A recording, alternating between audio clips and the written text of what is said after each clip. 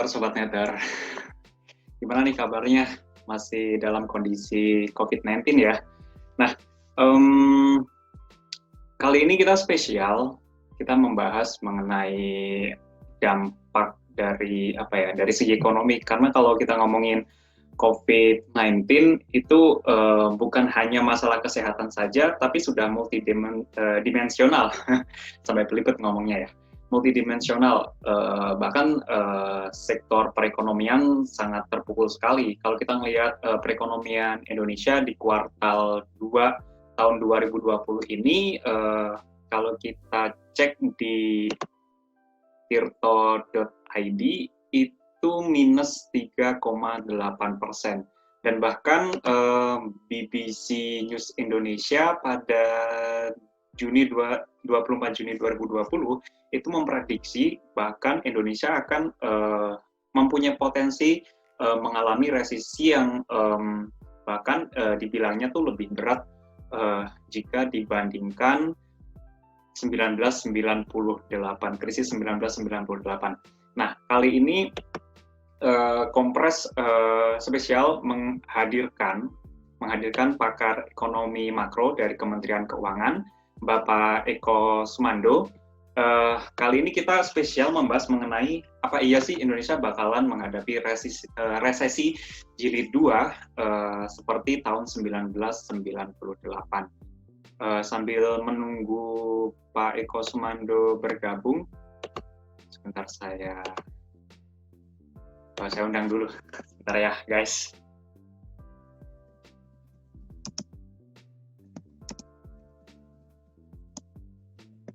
Oke, sebentar guys. Oke, sekilas profil dari Pak Eko Sumando ini, beliau merupakan master degree dari Crawford School of Public Policy Australian National University, dan saat ini beliau merupakan analis di Direktorat Cash Management Ministry of Finance atau Kementerian Keuangan. Sambil menunggu beliau ya. Oke, ini beliau sudah masuk. Kita kasih izin dulu untuk masuk. Oke, beliau sudah masuk. Wait. Nah, halo Pak Eko. Gimana? Halo Mas Judi. Suara saya jelas ya? Pak? Suara jelas, saya jelas, kedengaran? Kedengaran? Oh, jelas. Jelas Pak ya, oke. Ya, Pak Eko, gimana nih kondisi sekarang di Canberra, Pak ya? Pak Eko sekarang di Canberra? Iya, saya di Canberra sekarang. Mungkin ya. Ini kebetulan saya lagi di kantor kuliah, saya kan lagi PhD ya. Ini ada teman di belakang, nggak apa-apa ya? Oh, nggak masalah Pak. Diajakin sekalian juga nggak apa-apa Pak. Pak, mungkin bisa sedikit diceritakan Pak kondisi Canberra saat ini seperti apa? Kalau di Indonesia sekarang kan hari ini tuh hari pertama masuk anak SD Pak. Oke. Ya. Jadi kalau di Canberra mungkin kalau studi belum ya. Ada sebagian yang jadi Canberra itu mengajukan pilihan untuk studennya untuk murid-murid sekolah formalnya lah SD sampai SMA ya. Kalau di kita SD sampai SMA, dia mau masuk kuliah, mau masuk sekolah atau enggak. Kalau mau masuk sekolah boleh, kalau mau belajar di rumah boleh. Karena kenapa bisa masuk sekolah? Karena kan ada orang tua yang memang kerjanya jam 8 sampai jam 5 sore ya. Jadi otomatis salah satu untuk biar dia nggak di rumah nggak ada siapa-siapa di sini kan nggak lazim ya ada pembantu gitu ya. Semuanya dikerjain sendiri, jadi mereka sekolah gitu. Tapi ada juga yang tetap di rumah untuk study from home lah istilahnya. Oke deh Pak. Pak, ini terus di sini cukup rame lah, cukup rame karena sudah mulai pelonggaran ya. Pembatasannya sudah mulai relaksasi. Mudah-mudahan kalau nggak ada, kemarin ada kasus baru, jadi di sini 5 kasusnya. Mungkin dibandingin kayak saya lihat di Jakarta, 5 aja orang udah panik di sini. Tapi rencananya minggu depan bioskop udah mulai buka, mulai ini. Oke Pak. Berarti sudah mulai transisi ya Pak dari lockdown ya kalau di sana ya? Kalau di sana lockdown Pak ya? Ya mungkin tepatnya partial lockdown lah ya, maksudnya mungkin mungkin derajatnya lebih tinggi dari PSBB, tapi tidak lebih tinggi dari model lockdown di Italia atau di Inggris gitu ya. Jadi di tengah-tengah lah antara PSBB sama model kayak India dan Inggris dan Italia masih lebih relax gitu. Antara itulah, tapi kurang lebih kayak gitu. Oke Pak. Pak, nah ini kita masuk pembahasan nih Pak. Ya guys, sedikit saya perkenalkan Pak Eko Sumando. Ya, ini merupakan analis dari Direktorat Cash Management Pak ya, Kementerian Keuangan. Ya, pengelolaan kas negara, ya betul. Oke. Dan sekarang sedang menjalankan PhD-nya tetap di Pak ya, Australia National University. Baik lagi ya. Oke, nah beliau ini expertise-nya di ekonomi makro Pak ya. Ya. Di ekonomi makro. Oke Pak. Nah kalau kita membahas nih Pak masalah ekonomi, kan COVID ini kalau di Indonesia tidak hanya masalah kesehatan Pak ya, sudah multidimensi ya. Sosial, budaya, bahkan ekonomi. Kalau kita baca berita sih, kita lihat di Tirto ID, itu kuartal 2 ekonomi Indonesia itu minus 3,8% Pak ya? Ya. Ya, dan saya baca juga nih Pak di berita di BBC News Indonesia, itu kalau sampai di kuartal 3 Indonesia kondisinya masih minus, itu bahkan bakal jatuh resesi, bahkan lebih berat jika dibandingkan dengan krisis 1998 Pak. Nah, menurut Pak Eko nih sebagai analis, sebenarnya seperti apa sih Pak perbandingan kondisi perekonomian Indonesia saat ini dengan 1998 dan juga potensi resesinya itu seperti apa, mungkin bisa digambarkan Pak? Oke. Mungkin saya izin ya Mas ya, saya mau mungkin kasih gambar grafik ya. Mengenai kondisi Indonesia, ekonomi Indonesia saat ini ya. Saya share screen ya. Boleh, silakan Pak. Ya, oke. Oke, kelihatan nggak ya? Ini screen saya ya. Kelihatan Pak, jelas sekali Pak. Oke, jadi kalau saya full screen ini kelihatan ya. Jadi saya mau kasih, sebelum saya jawab apakah sekarang resesi atau enggak, pertama kita harus pahamin secara bahasanya tuh rule of thumb, aturan gampangnya kapan sih sebuah negara resesi. Kalau negara maju tuh mengkategorikan diri mereka resesi itu kalau mereka sudah 2 kuartal pertumbuhan ekonominya tuh jatuh itu maksudnya gini, dia dari turun ke turun lagi gitu. Jadi kalau misalnya ekonomi itu kan naik turun ya, jadi kalau misalnya dia sedikit slide naik aja itu belum resesi, tapi kalau dia udah turun terus turun lagi, umumnya di negara maju tuh butuh 2 periode kuartal. Jadi kalau di negara berkembang ya kurang lebih 2-3 periode. Jadi kalau Mas bilang, sebelum saya cerita lagi ya nanti ya, sebelum saya bilang jawaban singkatnya ya, kita akan menuju itu kurang lebih berita buruknya lah. Tapi kalau kita lihat komunikasi pemerintah yang dilakukan saat ini, itu memang sudah menunjukkan pemerintah mengantisipasi hal tersebut. Kalau kita lihat perbandingan kita kan, kalau kita sebagai negara ya harus bandingin sama negara lain ya. Kondisi kita sebagai negara, kalau kita perhatiin, kita ini yang saya tunjuk sebelah grafik paling kiri atas ini exchange rate. Kalau exchange rate, nilai tukar. Nilai tukar Indonesia paling parah jatuh di Maret. Di situ pemerintah bikin perpu. Jadi respon pemerintah cukup cepat, jadi nggak sampai 1 bulan dia udah bounce back lagi. Sekarang Juni lebih stabil lah. Ya, kalau ini Mas lihat 100 ini mungkin teman-teman yang ini kalau kita bikin dinormalkan, dianggap nilai rata-rata tengahnya itu, jadi 100 itu nilai dasarnya. Jadi itu hanya untuk mempermudah lihat aja berapa penurunannya. Misalnya di sini berarti kurang lebih dari Januari sampai saat ini hanya turun 5%. Gitu. Itu gampangnya ya. Terus kalau kita lihat di grafik kedua, nah ini GDP-nya udah memang turun.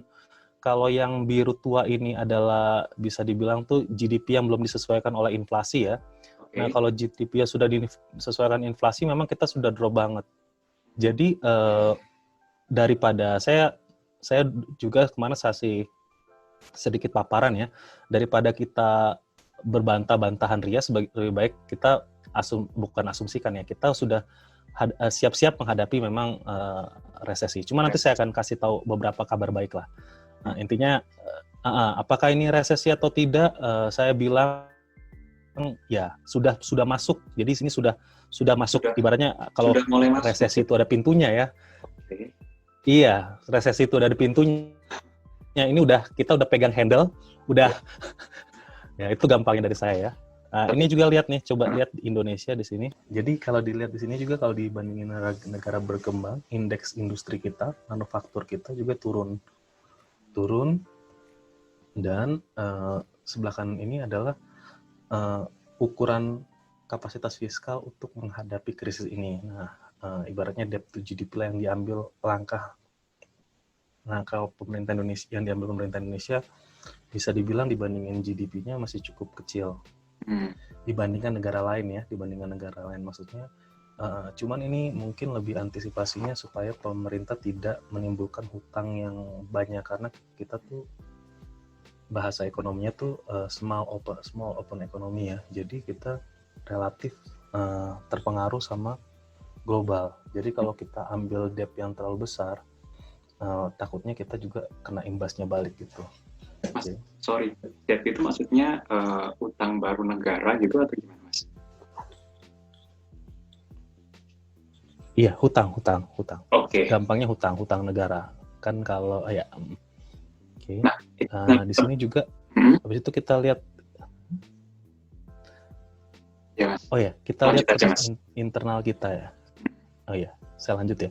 Ya. Internal kita juga ini adalah grafik bagaimana kita kan sektor turisme sektor turisme kita itu menyumbang kurang lebih hampir sekitar 15-20% GDP kita.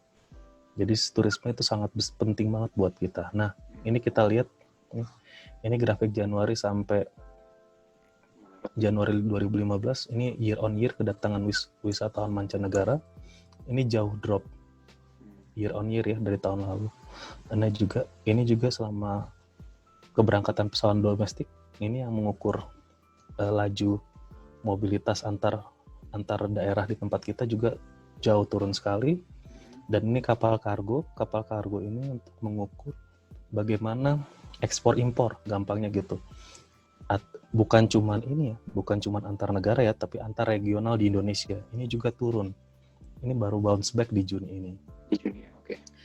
Jadi kegiatan ekonomi melambat, dan ini 4 ini adalah yang biasanya diperhatikan oleh makroekonomi untuk melihat tingkat konsumsi di Indonesia. Mungkin Mas Judi juga tahu ya, manufaktur ya, industri biasa. Nah, ini yang dua ini yang sakral nih, makanya sepeda motor sama mobil itu yang paling gampang. Ya, ini lihat turunnya jauh sekali nih. Penjualan sepeda motor dan mobil turunnya jauh sekali. Dan juga ini retail itu semua yang Anda belanja di Indomaret, di Carrefour, di toko-toko retail itu lihat jatuhnya kita terjerembab jauh banget gitu. Biasanya kita senang konsumsi kan, ternyata di beberapa bulan ini langsung drop. Itu terutama pas waktu Lebaran kemarin itu, Mas, ya? Dampaknya.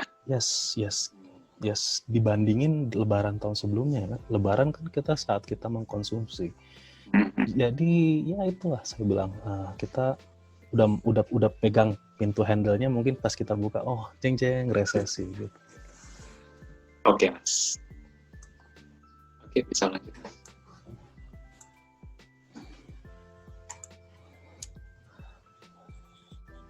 Tadi kamu nanya apa lagi? Itu kan kalau ngelihat kurva biru yang di slide 2 itu kan udah dimulai di akhir Mei ya. masuk ke Juni itu kan udah mulai naik. Mm-mm. Nah, itu bisa dikategorikan angin segar, maksudnya kita bakalan selamat dari isu-isu resesi, atau maksudnya itu nggak ngefek gitu, seperti apa Mas? Gini, kalau saya rasa kalau misalnya kita bandingin keadaan kita sama tahun-tahun sebelumnya ya, ini sangat lambat sekali kita, sangat lambat sekali. Permasalahannya adalah kalau mungkin tadi Mas Yudi udah bilang ya, kita sering dibanding-bandingin resesinya sama resesi di tahun 97-98. Yeah. Saya ada juga data nih, saya mungkin bisa share ya sebentar ya. Sebentar, saya share screen. Oke, wait. Oke.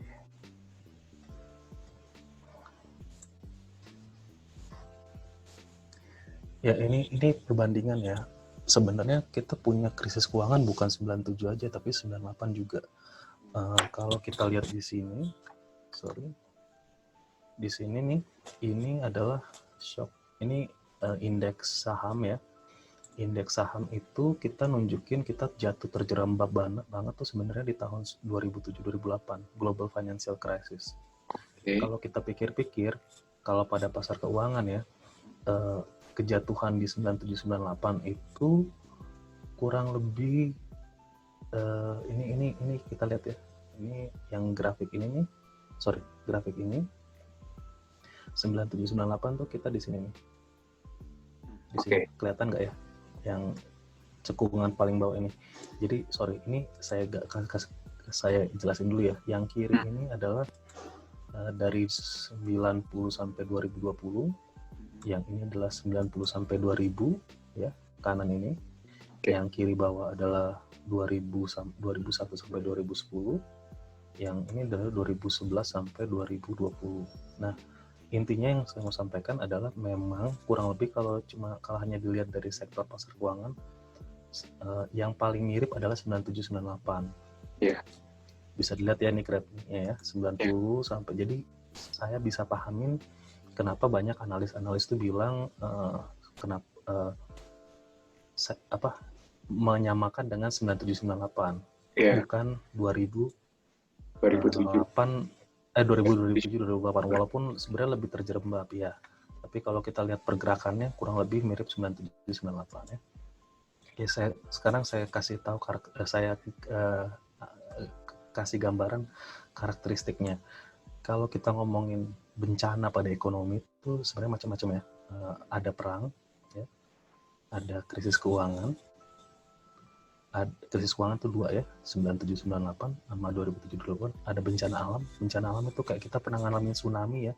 Oke. Tsunami, gunung meletus kita pernah ngalamin. Terus ada namanya bencana kesehatan, ini COVID. Nah, kembali lagi, saya mau kasih tahu kenapa saya paham ke teman-teman analis tuh memiripkan kejadian 97-98 dengan saat ini. Kalau kita lihat 97-98, cakupannya tuh global dan regional ya.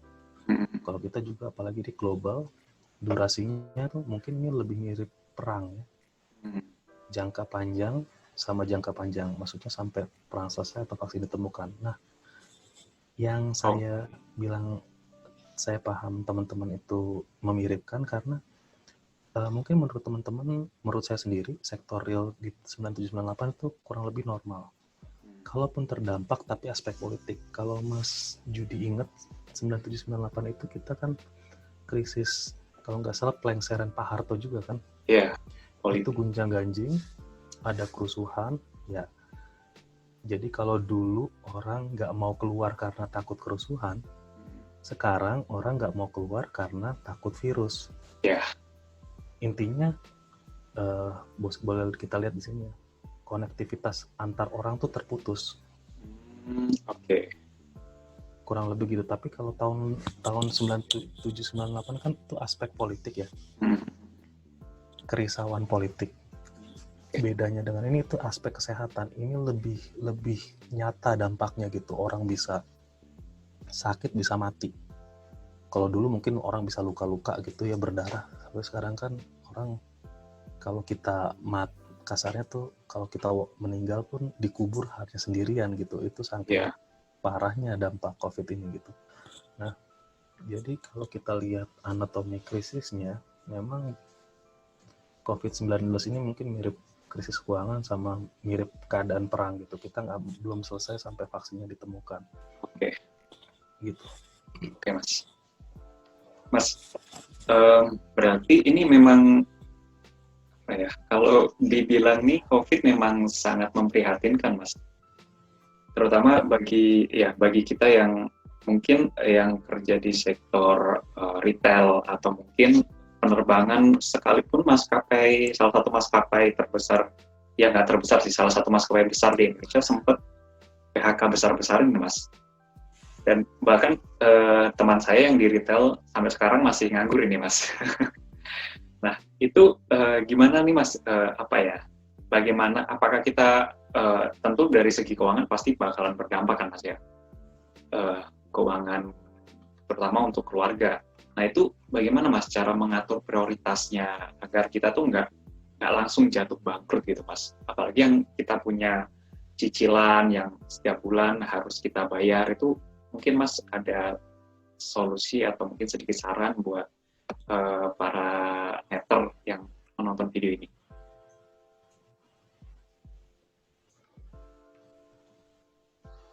Oke, makasih Mas Yudi. Jadi, nah sekarang kita ngomong gambaran besarnya dulu ya. Bagaimana kita prioritasin siapa yang harus diselamatkan atau yang paling menderita banget gitu. Seperti Mas bilang tadi, bagaimana sih kita manage ini semua gitu.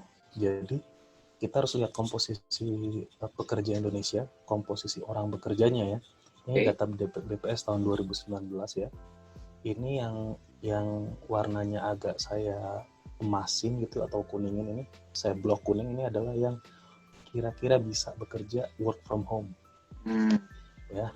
Jadi yang biru ini, yang atas ke bawah ini, itu yang tidak sangat sulit gitu ya. Mungkin sangat sulit lah. Kalau kita mau dari pabrik mobil gitu ya, nggak mungkin kan kita bawa pabrik mobilnya ke rumah kan, kita rakit. Nggak mungkin kan kita rakit bannya di rumah kan, nggak mungkin gitu. Jadi kita harus kerja di pabrik gitu. Nah, ini adalah berdasarkan lapangan pekerjaannya. Ini berdasarkan estimasi 129 juta masyarakat Indonesia. Nah, ini berdasarkan sumbangan PDB. Sumbangan PDB itu maksudnya income yang dihasilkan ya. Jadi kita bisa lihat juga kurang lebih sama nih ya. Kalau saya kecilkan lagi grafiknya antara yang bisa dan tidak bisa bekerja di rumah, ini jadi seperti ini ya. Jadi kalau yang sebelah kiri ini masalah lapangan pekerjaan. Jadi saya nih salah nih grafiknya nih. Saya salah banget tadi, Mas. Harusnya nih sisanya nih. Harusnya ini 19,2. Harusnya itu yang sayangnya udah tidak bisa. Itu maksudnya yang 80% itu yang tidak bisa bekerja di rumah gitu kan, Mas? Maksudnya work from home. Iya, betul. Okay. Sorry guys, ini ada sedikit salah teknis. Ya, lanjut Mas. Jadi, ya 80,8% ini yang tidak bisa bekerja di rumah ya. Angkatan kerja kita 80,8% tidak bisa bekerja di rumah. Yang bisa bekerja hanya 20%. Jadi solusi work from home itu hanya menyelesaikan 20% masalah kalau kita ngomong gampangnya. Oke. Dan kemudian produktivitas, dari segi produktivitas atau sumbangan terhadap PDB, kita hanya bisa 73,8% tidak tercover. Jadi bayanginlah income penduduk Indonesia ini 73,8% otomatis mandek. Kita hanya bisa menyelamatkan kurang lebih mungkin sekitar 22 atau 23%. Yang hijau ini kita anggap tax ya, atau inefisiensi gitu ya. Jadi kita hanya bisa menyelesaikan sekecil itu. Nah, yang kita harus perhatikan ya, sebenarnya pemerintah udah mengantisipasi itu.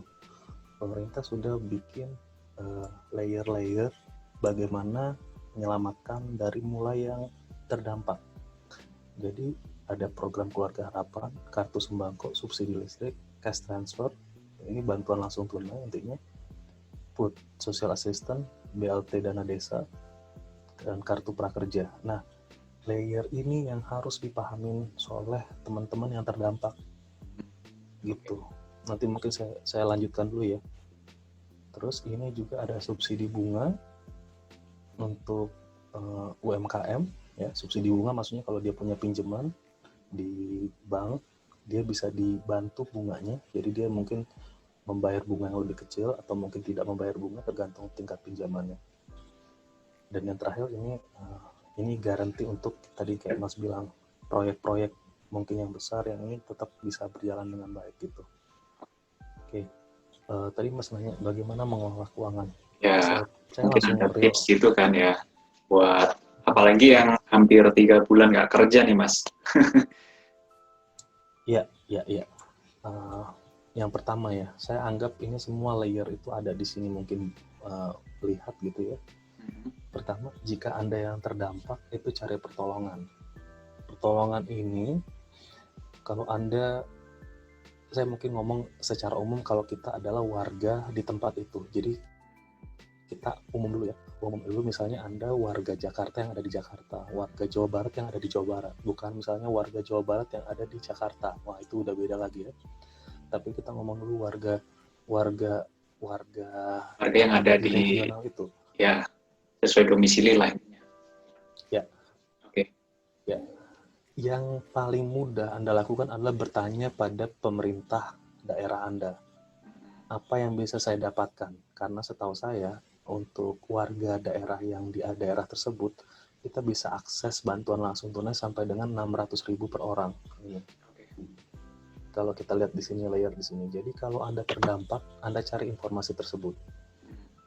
Oke. Terus, jika Anda adalah warga daerah yang bukan warga di daerah yang bukan domisili KTP Anda, tetap kalau saran saya tanya apa yang bisa kami dapatkan, karena pemerintah sebenarnya banyak layernya. Yang paling mungkin Anda bisa dapatkan karena mungkin Anda adalah pekerja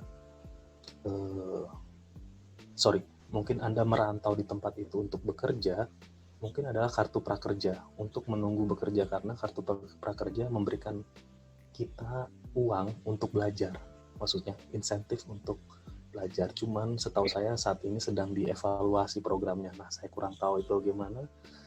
Tapi sedapat mungkin hubungi, kalau Anda terdampak, hubungi pemerintah daerah Anda. Dan ini subsidi listrik, paling nggak itu bisa menekan pengeluaran Anda di aspek tagihannya.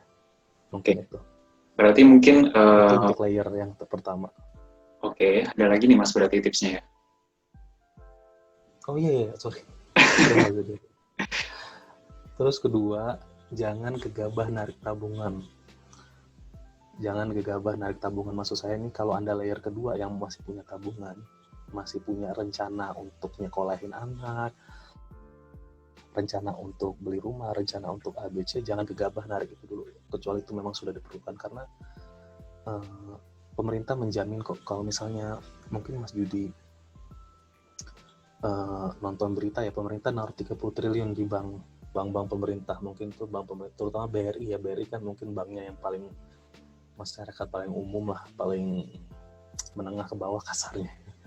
Nah, itu jangan gegabah menarik kecuali memang diperlukan, karena penting banget punya tabungan di masa kayak gini. Kita nggak tahu apa misalnya nanti kebutuhan di depannya gitu.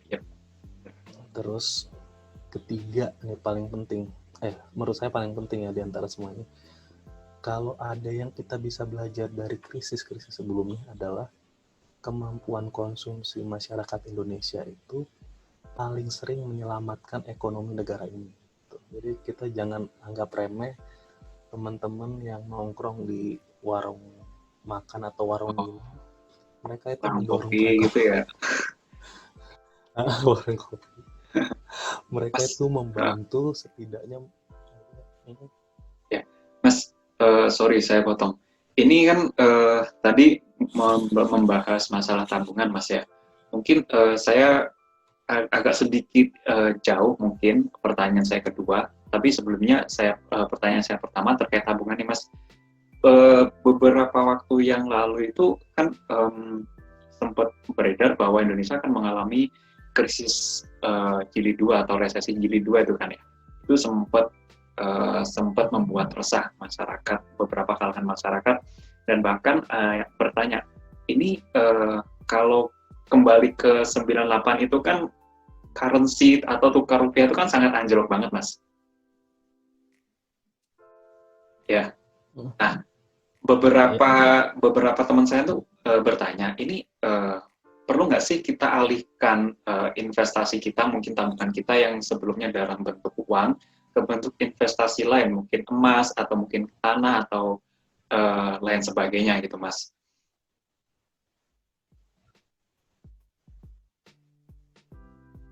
Halo Mas?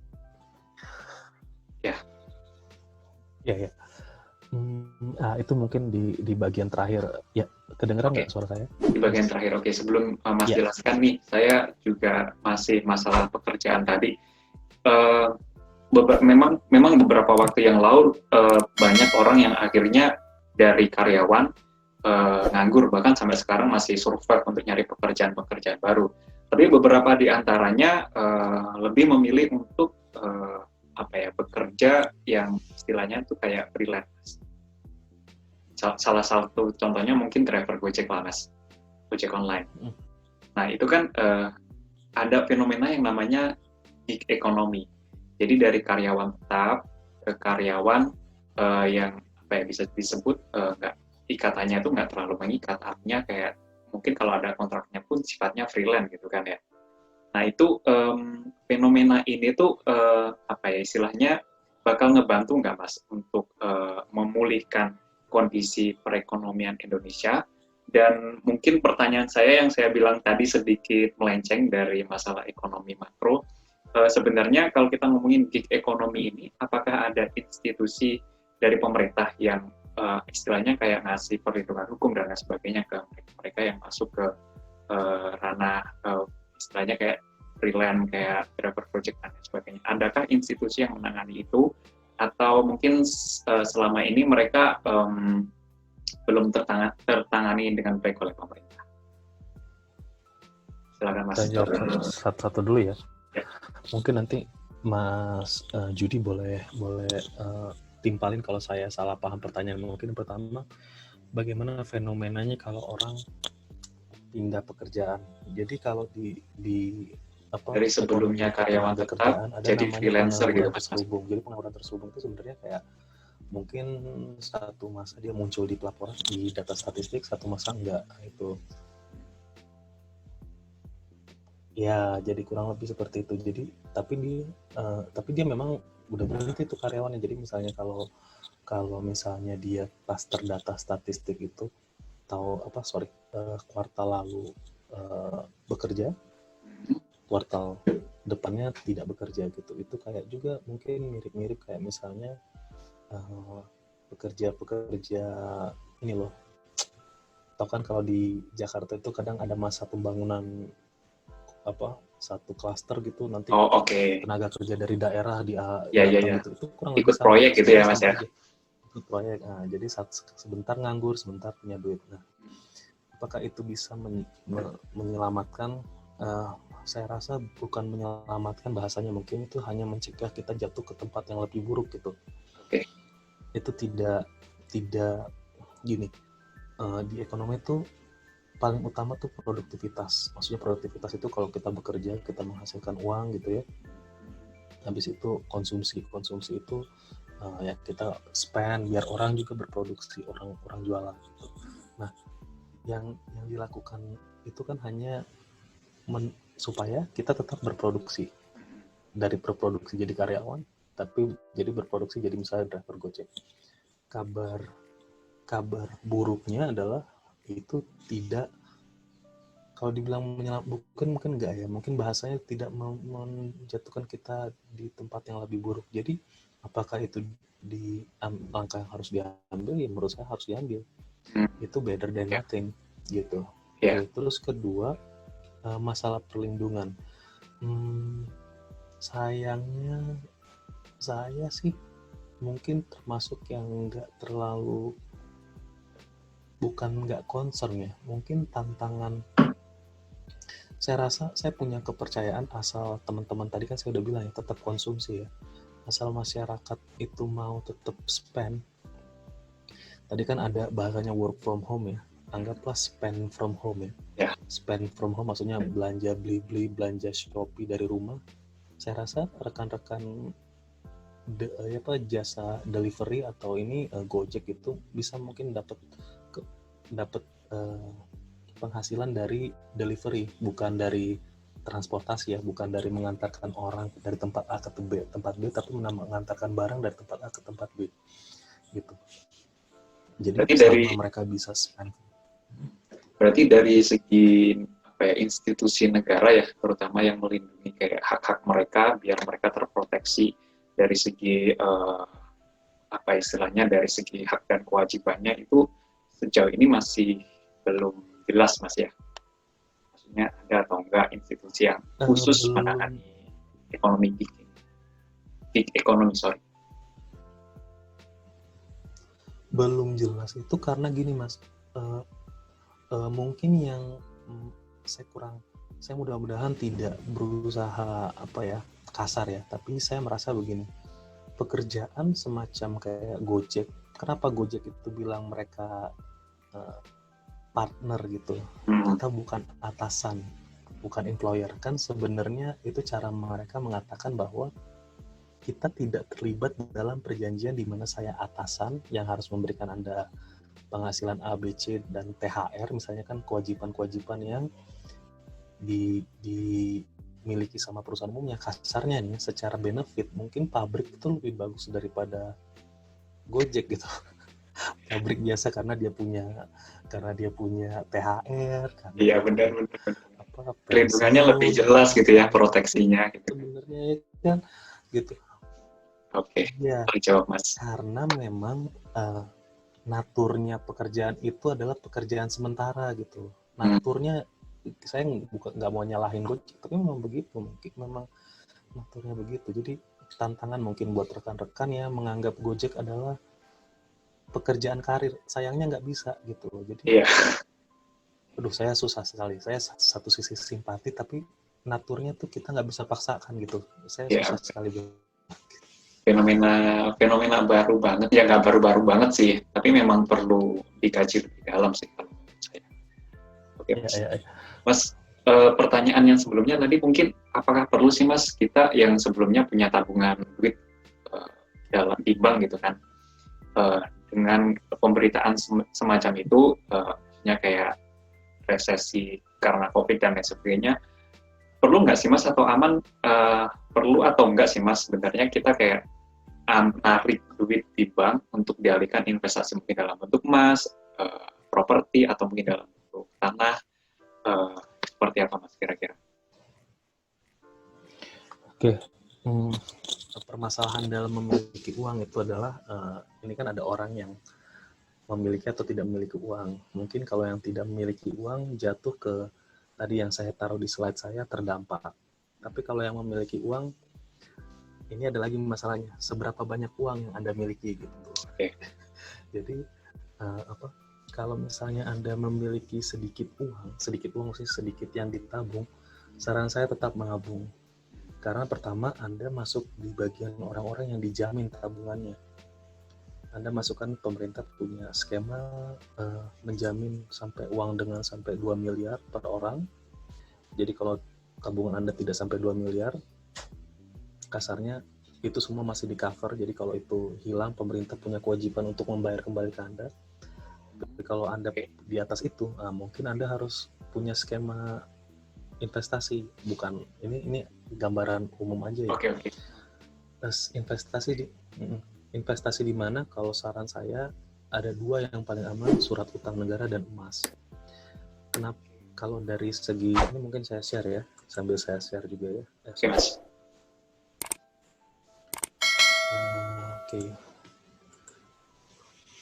Ini saya bikin urutan berdasarkan tingkat resiko terendah. Kenapa saya taruh surat utang negara lebih tinggi dari emas? Ya, karena kalau saya bilang ini sebenarnya kalau secara tingkat resiko sama, tapi mungkin secara profit, ya profit maksudnya profit keuntungan mungkin lebih tinggi surat utang negara. Kenapa? Karena emas itu naturnya hanya sebagai penjaga nilai. Jadi misalnya kan nilai itu beda sama harga ya. Ya. Harga itu maksudnya gini, Mas beli bakso mungkin 5 tahun lalu itu 2.000 ya, sekarang harganya 10.000. Tapi baksonya sama aja, bakso yang sama, jumlah biji baksonya sama gitu ya. Tapi kalau nilainya sama aja, cuman harganya berubah gitu. Ngerti yang maksud saya? Jadi Ya. emas itu mirip kayak gitu. Emas itu sifatnya mirip kayak gitu, hanya untuk menjaga nilai. Tidak sebagai, menurut saya, tidak sebagai instrumen untuk mengambil keuntungan. Jadi kalau teman-teman mau keuntungan yang paling dengan tingkat risiko terendah, yang paling baik ya, yang paling itu surat utang negara. Nah, itu juga membantu pemerintah juga. Jadi saya bukan ini, tapi itulah keadaannya. Terus kalau Anda punya duit lebih lagi dari itu, reksadana adalah pilihan yang baik, karena reksadana akan membantu orang yang bekerja di sektor keuangan. Seperti tadi saya bilang, kalau kita harus tetap berproduksi. Tapi kalau misalnya teman-teman suka ngerjain sendiri, pakai ini nih, pakai handphone nih. Kalau suka trading pakai handphone, pakai saham, banyak sekali aplikasi trading. Saya juga sarankan itu gunakan, cuman tahu batas limit Anda seperti saya bilang tadi, tahu kapasitas keuangan kita gitu. Jadi jangan sampai karena kita, ini juga biasanya milenial ya, tuh senangnya sebentar pegang saham A, 2 minggu lain baru untung berapa, 0,1 rupiah lepas. Saya sih nggak masalah, cuman menurut saya idealnya saham itu dipegang untuk dapat keuntungan optimal tuh 2-3 tahun. Jadi kalau saran saya, dibandingin capek muter kayak gitu, mungkin cari yang cukup basic sahamnya, saham-saham LQ45 biasanya kalau ini. Itu dipegang aja dulu 2-3 tahun. Itu juga karena sekarang serba gini, orang begini semuanya. Serba jelas gitu ya. Niatnya anomali ya istilahnya. Niatnya investasi dengan ya bukan, mungkin lebih dekat wait and see namanya. Kalau anomali kan harusnya bilang A tapi bilang B, orang malah ragu-ragu semuanya. Jadi takutnya teman-teman tuh punya duit 100, cuman punya duit 100 gitu investasi, tapi karena rugi 10 kan repot ya, rugi 10 yang duit 100.000 karena trading rugi 10.000, tetap aja free ya. Nah gitu. Oke. Berarti nggak usah khawatir ya Mas, maksudnya kayak nilai tukar rupiah bakalan bakalan turun, apa istilahnya tuh gelosor ya kalau bahasa Jawanya Mas.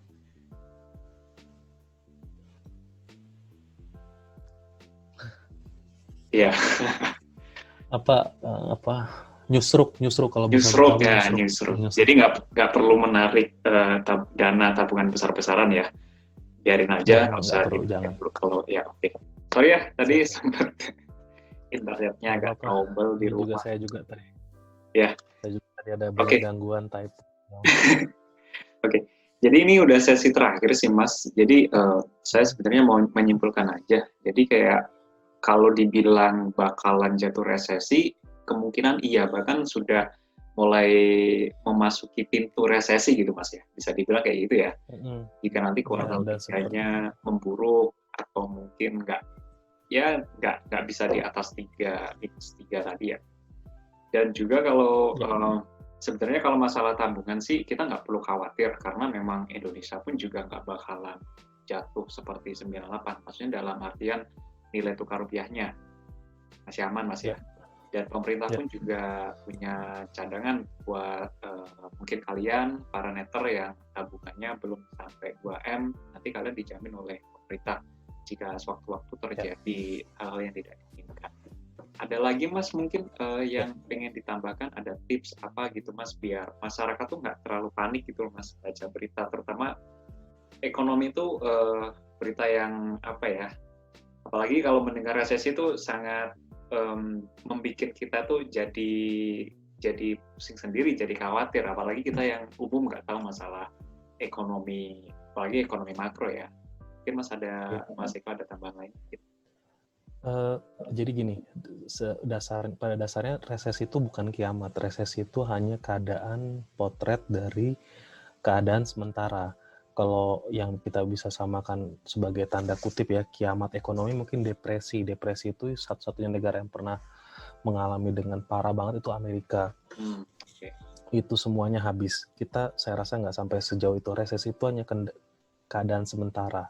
Yang paling penting adalah kita harus pertama tetap baik hati, tetap konsumsi, tetap belanja, karena itu mungkin seperti saya bilang tadi, work from home itu hanya menyelesaikan 20% masalah, 80% itu masih di sektor real, di sektor yang benar-benar mereka harus megang. Jadi kita jangan berhenti untuk coba spend uang kita kalau kita masih ada kapasitas. Dan kedua ya, kita harus lihat kapasitas kita. Kalau kita memang kira-kira sudah membutuhkan bantuan, jangan lupa cari pertolongan gitu. Itu yang paling penting. Karena ini masanya butuh waktu gitu. Ya Mas, nanti kita nyambung lagi ya Mas ya. Siap. Mungkin kayaknya masalah ekonomi ini banyak banget yang perlu disampaikan buat memberikan literasi kepada masyarakat umum ya. Biar nggak panik. Yang penting optimis ya. Yang penting optimis. Maksud saya gini, ekonomi itu paling banyak itu terjadi karena self-fulfilling prophecy. Intinya tuh kalau misalnya kita mikir kita bakal rusak, ya kita rusak gitu. Kalau ketakutan kita itu yang kita kasih makan, maksudnya ketakutan kita itu yang kita biarkan gitu, itu yang biasanya bikin kejatuhan. Kita harus optimis, kayak dibilang mungkin yang dibilangnya ini kali ya, investor Warren Buffett suka bilang gitu ya, ketika orang takut kita harus berani gitu. Okay. Ketika orang terlalu banyak berani itu maksudnya mulai serakah.